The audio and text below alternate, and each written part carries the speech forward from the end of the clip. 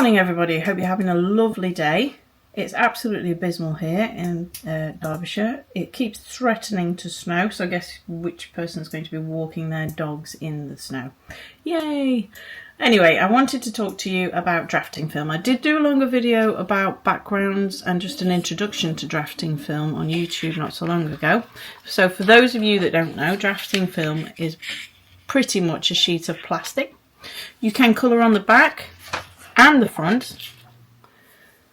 This cat was done predominantly with coloured pencils, but the whiskers on this side here, because obviously I haven't got a background, were done with coloured pencils, titanium white, and the brush and pencils coloured pencil touch-up texture. Oh, that was off view, sorry.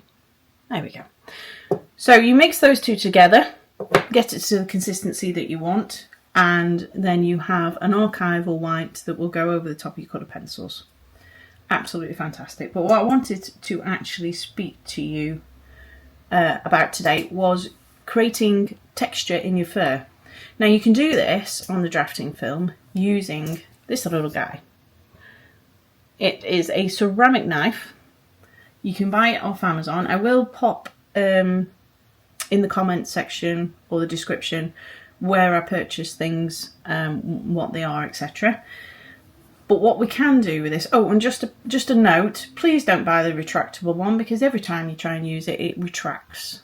So I spent a good portion of time with duct tape around it, which wasn't necessarily the best idea. But what we can do with this tool is if we put it on our side there, and then you're just going to go in and scrape away. You can scrape your coloured pencil away just to create a little bit more texture in your fur. Now, if you're going to be doing a large area, I suggest you get a brush. I'm just doing this simply as a demonstration. I'm trying to make sure that you can actually see what I'm doing.